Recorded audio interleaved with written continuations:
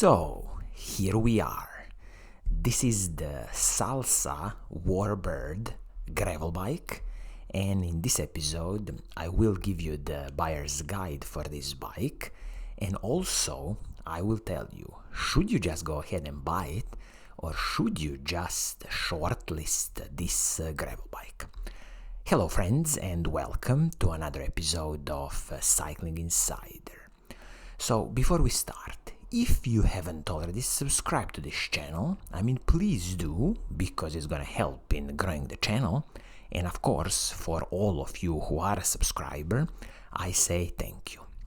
So let's talk about this latest Salsa Warbird C gravel bike, because it's a very interesting offering, and recently I got a question about this bike, and the question was on the lines, should I just go ahead and buy this gravel bike? So first thing first, Salsa Warbird gravel bike, I believe, was one of the first so-called, I would say, racing gravel bikes. So definitely one of the forerunners in this all gravel bike scene.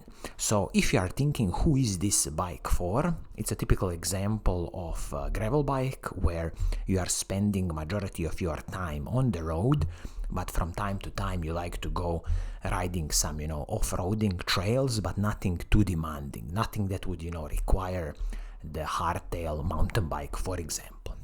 So this Salsa Warbird has a retail price currently of $4,000, which definitely is not a cheap bike, but you always have to take into consideration that Salsa as a brand is a US based brand, so definitely their costs and the people who work in US, it's going to be definitely much more than all the kind of assembly, production and everything that's done in the Far East, although I believe that Salsa's frame and forks are still manufactured on the Far East. But when you are buying Salsa as a brand, I would say you would definitely support your local community in US, and that's why the retail price of $4,000 has to be higher than some other mainstream brands. So let's kick off with the frame and the fork on this bike. So this frame is a carbon fiber frame from Salsa, and also you have a matching carbon fiber fork. With this frame, you have a press-fit bottom bracket, Shimano press-fit bottom bracket, also 12mm through axles front and the back, and as you can see, a lot of mounting points on the frame and the fork, which is excellent for a gravel bike, because first thing, you can pack a lot of bottles in this frame. I believe up to 3 bottles when the frame size is like 56 or higher, and also you have a lot of these mounting points if you want to do some bike packing. This is excellent for these types of gravel bikes. Also I have to mention here that the warranty on this carbon fiber frame is 5 years, which is a kind of standard bike warranty around different bike brands. Of course, I wish that Salsa would move to the lifetime warranty on their frames, but probably the volumes of frames they are producing is kind of not enough to use the lifetime warranty, for example, like Trek or Specialized would offer you.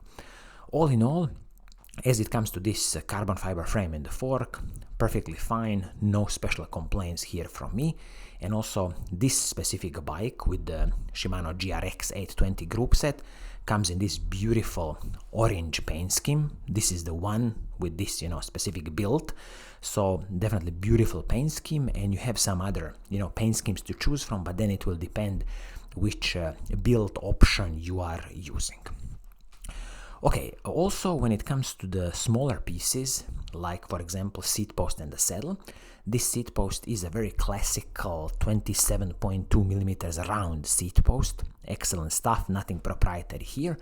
And I believe that this seat post as it is now will be aluminum seat post, so maybe something in the future you want to consider upgrading to a carbon fiber seat post, just because it's going to soak up a bit more of the road bumps. Saddle is a WTB saddle. Saddles, as always, are a personal preference, so for example, if you have your own desired saddle, the saddle you like, it's going to be very easy to replace this one. When it comes to the handlebar and the stem, I'll just mention here that nothing is proprietary in this instance. It's a very simple solution of the separate pieces for handlebar and the stem, aluminum pieces, both handlebar and the stem. Totally fine. I'm really glad that it's going to be easy to replace any of these components in the future if you are upgrading or changing anything. For example, if you want a carbon fiber handlebar, it's going to be very easy to replace. Also, one good thing here is that when you look at the cable routing on this bike, so the cables for the hydraulic disc brakes and in this instance the cable for the shifters, you see how nicely the cables are routed immediately from the handlebar into the down tube, into the fork, so nothing goes through the headset, through the head tube. So this is a very neat, clean solution. And of course, somebody might say, well, the aerodynamics is going to be, compromised because of this cable routing, but I would say this really doesn't matter on this gravel bike, so I would rather have this type of setup when it's, again, for your local mechanic. It's going to be much easier to service this setup when the cables are going directly into the down tube, directly into the fork. So very nice solution from Salsa. Also, with this frame, Salsa has developed this vibration, let's call it damping system, on the seat stays at the back. They look like a bit like a bow, so they will definitely absorb some of the smaller road bumps coming from the back wheel. So a very nice, neat solution from Salsa. Some other manufacturers might use some pivot points, but this is a very nice use of carbon fibers to get this little bow design.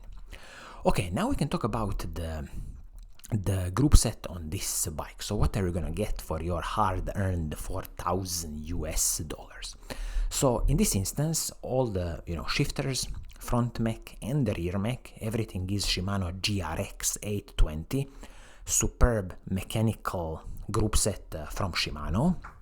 So 12-speed mechanical group set from Shimano, stunning. Absolutely no complaints here. It's gonna work superbly. And what I'm also glad here is that the chainrings at the front are Shimano GRX 820, so no cutting corners. This is a double chainring at the front, excellent choice for gravel riding.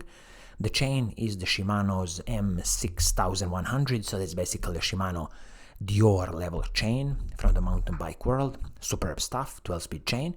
And we have a beautifully wide cassette, 1136 cassette at the back, and I believe this is the Shimano Ultegra level cassette. So also the rear mech, Shimano GRX 820, so again no cutting corners here. So when you look at the group set, absolutely superb choice for a mechanical Shimano GRX 820, and again this cassette 1136 at the back is a superb choice. You really have a huge ratio of gears, and if you are attacking any steep mountains, it's going to be very easy to climb those mountains. When it comes to the braking performance on this bike, Shimano GRX 820 hydraulic disc brakes front and the back. Also, braking rotors are 160mm front and the back. Excellent choice, no cutting corners here. And the braking rotor as is Shimano's RT54 braking rotors.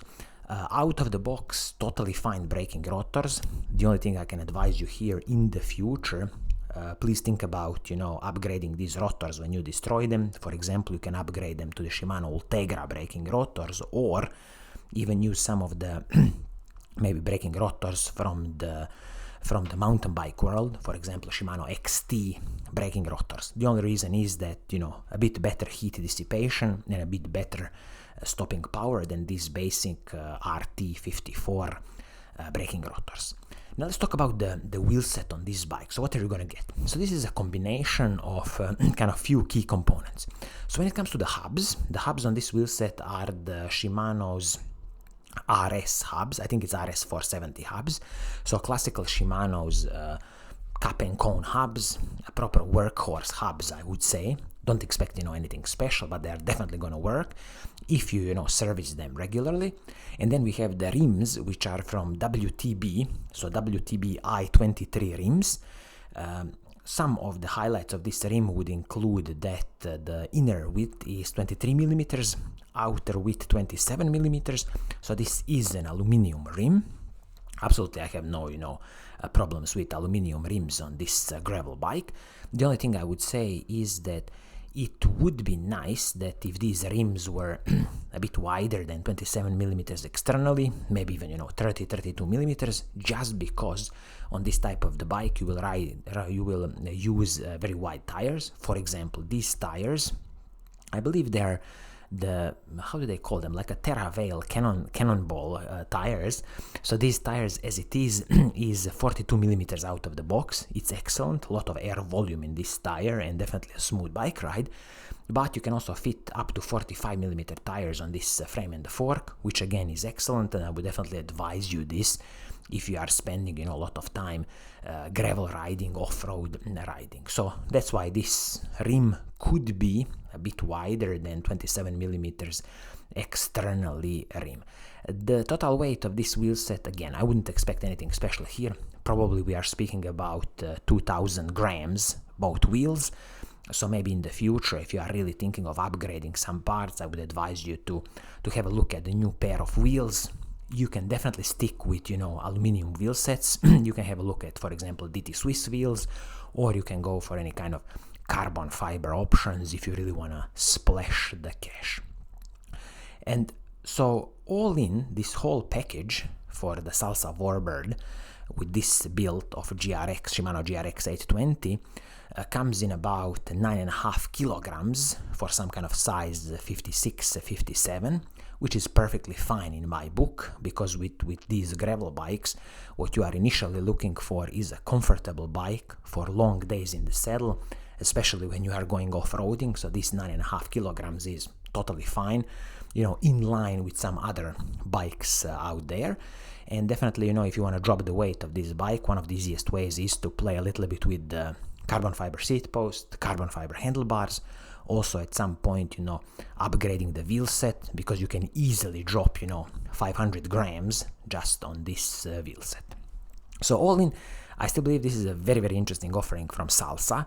It is a bit of a unique bike, and definitely you are paying $4,000 because you will definitely support the local community where the bike is manufactured, and Salsa headquartered in US. So definitely, that's the price you are paying, a bit higher price for this bike.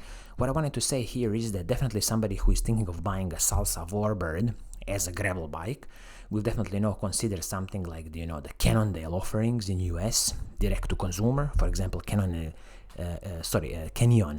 Grail CF SL7 bike.